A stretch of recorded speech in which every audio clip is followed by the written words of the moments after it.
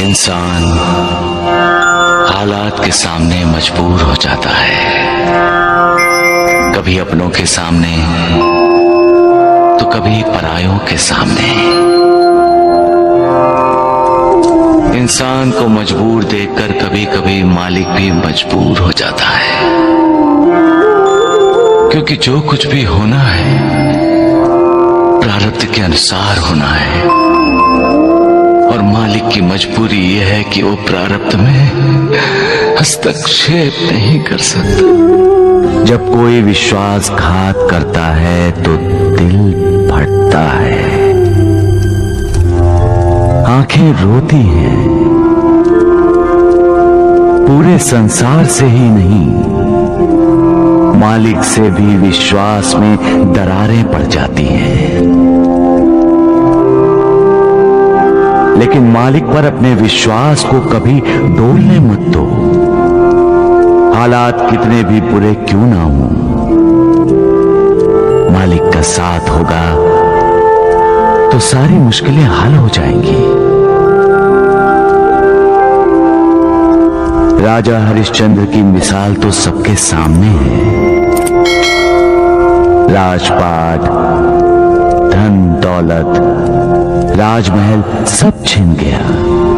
यहां तक कि उसकी बीवी और बच्चा भी उससे अलग हो गए।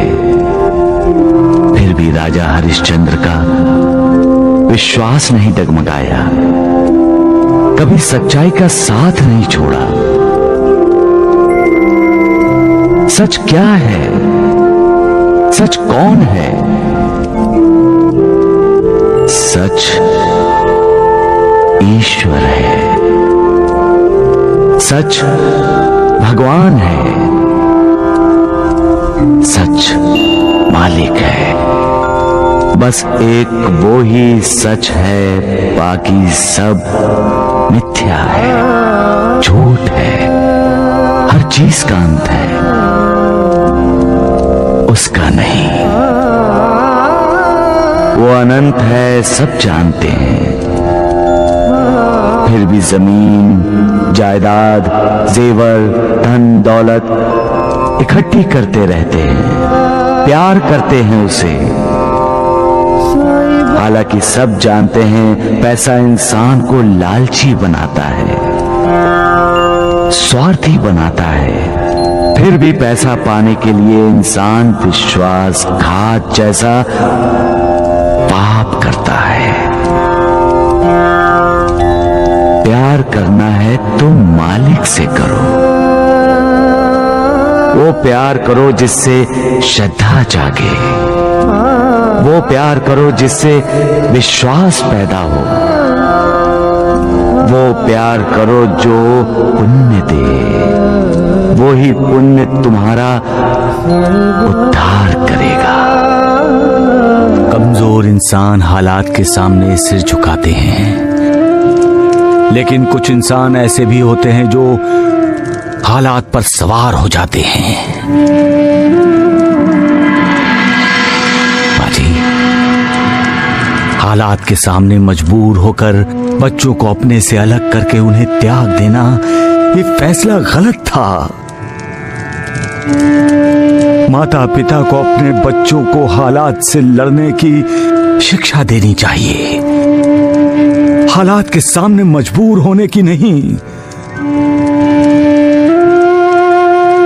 हालात के सामने मजबूर हो जाना ही पलायन है। ये सोच ही इंसान में निराशा को जगाती है। आपके बेटे और बहू ने बच्चों को त्याग देने का फैसला लेकर अपने बच्चों को कौन से संस्कार दिए माँ जी? माँ जी, हर इंसान की जिंदगी में बुरे दिन आते हैं। जिंदगी बसंत बहार नहीं है।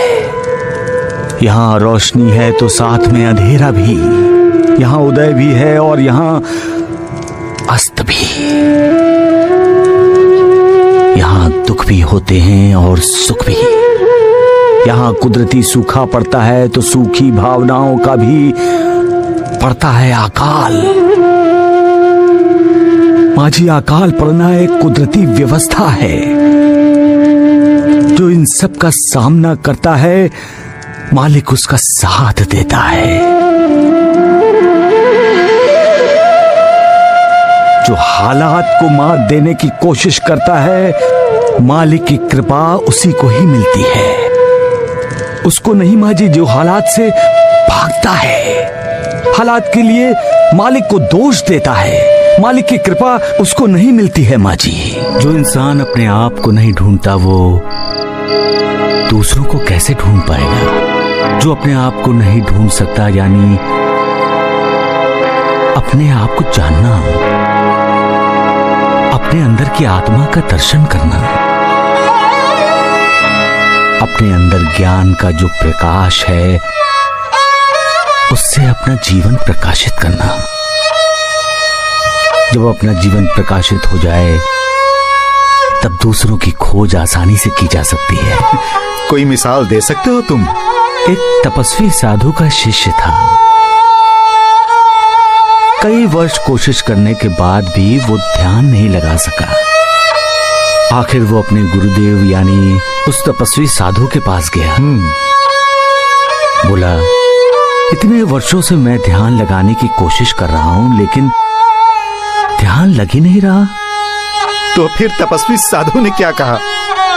साधु ने कहा, तुम इस देश के राजा के पास जाओ, ध्यान कैसे लगाया जाता है वो तुम्हें शिक्षा देंगे।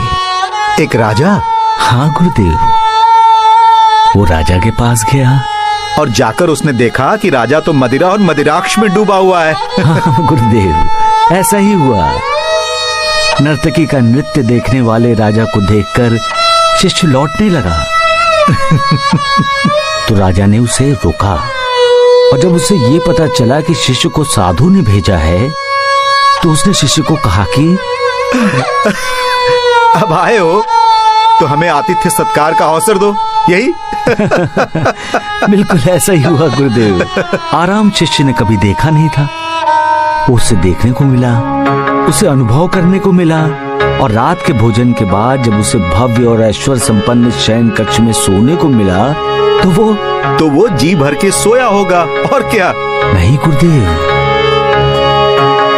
शिष्य एक पल के लिए भी नहीं सो सका। क्यों? क्यों नहीं सो सका?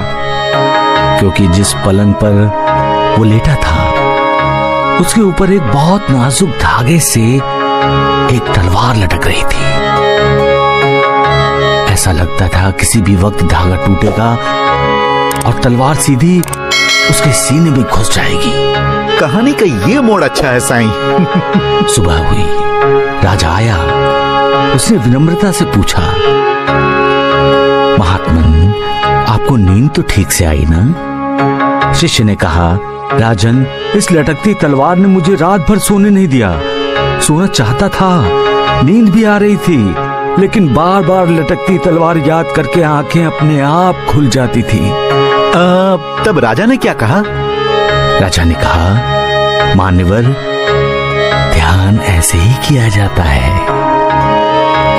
ध्यान करने के लिए आंखें बंद करके पद्मासन लगाकर बैठना ही आवश्यक नहीं है। ध्यान का अर्थ ही है सोते, जागते, उठते, बैठते, हर पल, हर समय उस परम ब्रह्म परमात्मा का स्मरण करना। बढ़िया, बहुत बढ़िया साईं, बहुत बढ़िया कहानी सुनाई तुमने, वाह। गुरुदेव, जब हम ध्यान लगाते हैं तब हमें हमारे अंदर की आत्मा के दिव्य दर्शन होते हैं और आत्मा के दिव्य प्रकाश में ही हमें उस निर्विकार के दर्शन हो जाते हैं। इसलिए कहते हैं कि पहले अपने आप को खोजो। सबका मालिक एक।